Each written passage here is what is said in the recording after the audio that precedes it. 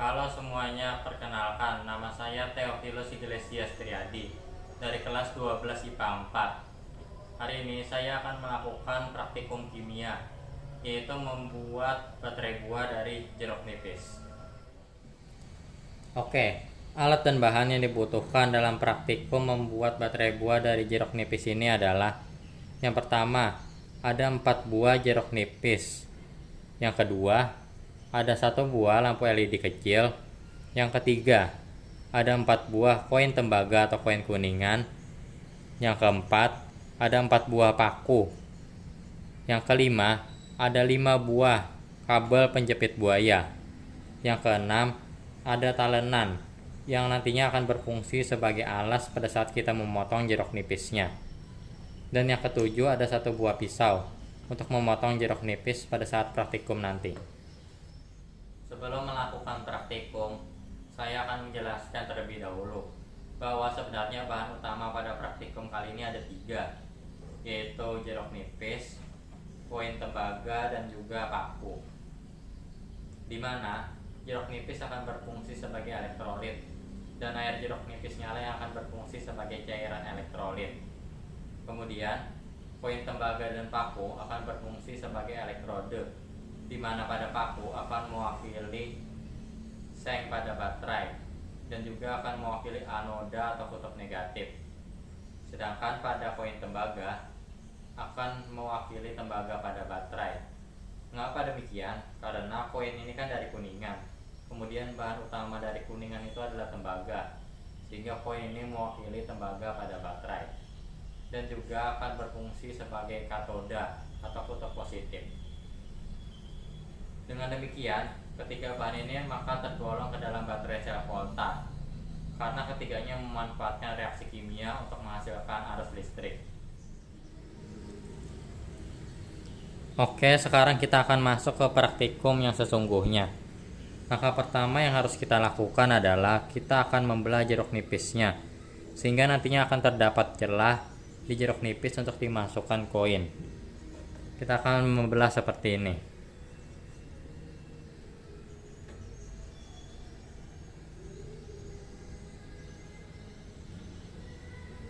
Nah, seperti ini ya. Kita akan lakukan pada 3 jeruk nipis lainnya. Oke semuanya, kita telah selesai membelah jeruk nipisnya pada bagian atasnya, sehingga sudah terdapat celah untuk dimasukkan koin. Maka selanjutnya adalah kita akan memasukkan koin tembaganya ke dalam jeruk nipis. Usahakan untuk memasukkannya agak dalam, karena koin tembaga ini kan berfungsi sebagai elektrode, sehingga akan lebih baik jika langsung bersentuhan dengan cairan elektrolitnya. Kita akan masukkan satu persatu.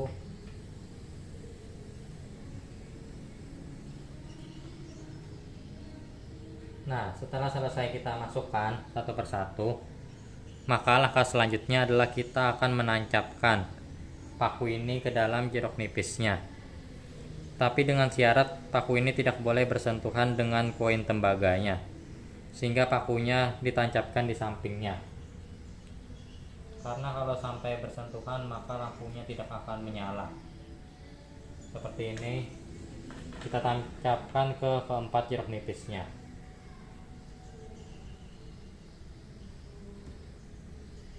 Ini yang kedua, jeruk nipis yang ketiga,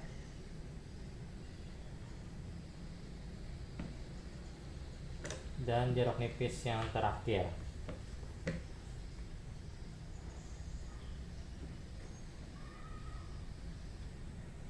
Iya.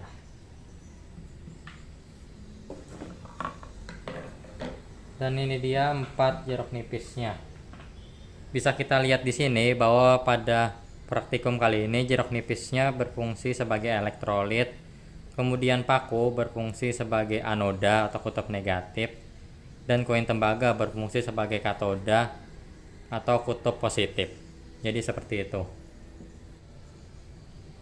Kemudian setelah selesai menancapkan seluruh koin tembaga dan paku ke jeruk nipis, langkah selanjutnya adalah kita akan menghubungkan satu jeruk nipis dengan jeruk nipis yang lainnya dengan menggunakan kabel penjepit buaya. kita akan menghubungkannya dengan menggunakan teknik menyilang. Bagaimana maksudnya? Maksudnya begini. Sebagai contoh, kita akan menjepitkannya di koin tembaga. Maka, di penjepit yang satunya lagi, kita tidak boleh menjepitkannya di koin tembaga, melainkan harus di paku ini. Mengapa demikian? Karena koin tembaga ini kan merupakan katoda atau kutub positif, sedangkan paku merupakan anoda atau kutub negatif. Maka kita harus menghubungkan kabel penjepit buayanya dari katoda ke anoda atau dari kutub positif ke kutub negatif. Hal tersebut agar elektrolitnya bisa mengalir dari katoda ke anoda atau dari kutub positif ke kutub negatif. Apabila kita menghubungkan dari katoda ke katoda atau dari uang logam ke uang logam, maka cairan elektrolitnya tidak akan mengalir dan lampunya tidak akan menyala. Jadi begitu penjelasannya secara sederhana. Kemudian kita hubungkan lagi, karena di sini koin tembaga atau katoda, maka kita akan menghubungkan ke paku atau anoda seperti ini. Kemudian kita hubungkan lagi dari paku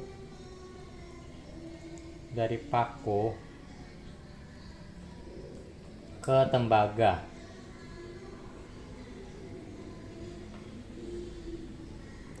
Kita hubungkan lagi yang di sini tembaga, kita hubungkan.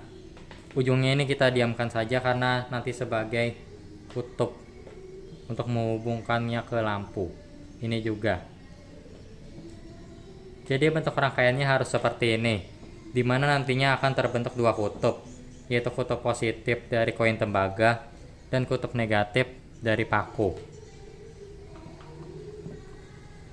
Kemudian perhatikan lampu ini. Di lampu ini ada bagian yang lebih panjang, yaitu bagian sini, dan ada bagian yang lebih pendek. Di bagian yang lebih panjang ini merupakan kutub negatif, dan bagian yang lebih pendek merupakan kutub positif.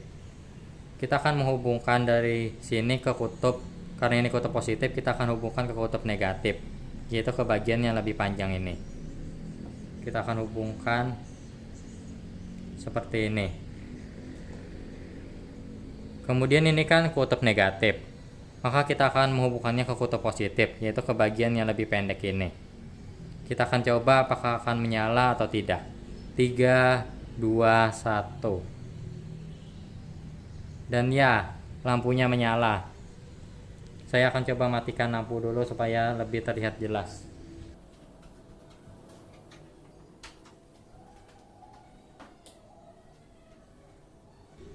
Dan terlihat bahwa lampunya menyala, berarti percobaan kita berhasil. Berdasarkan praktikum yang telah dilakukan, maka berikut adalah cara kerja dari baterai jeruk nipis.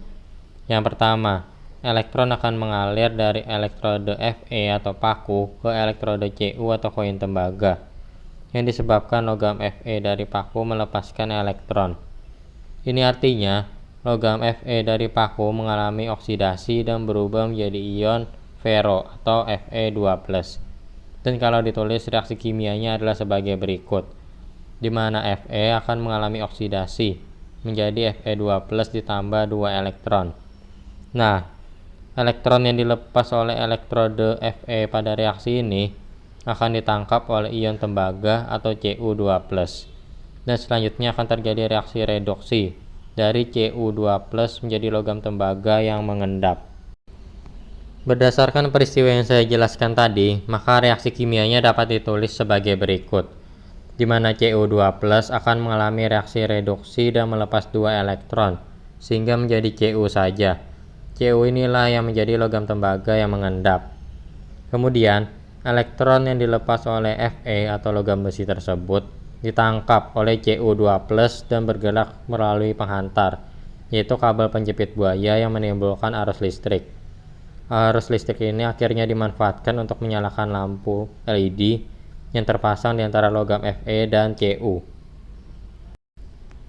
Berdasarkan praktikum yang telah kita lakukan tadi, maka dapat ditarik kesimpulan sebagai berikut, yaitu paku dan uang tembaga berperan sebagai elektroda, di mana paku sebagai anoda atau kutub negatif dan mewakili seng pada baterai.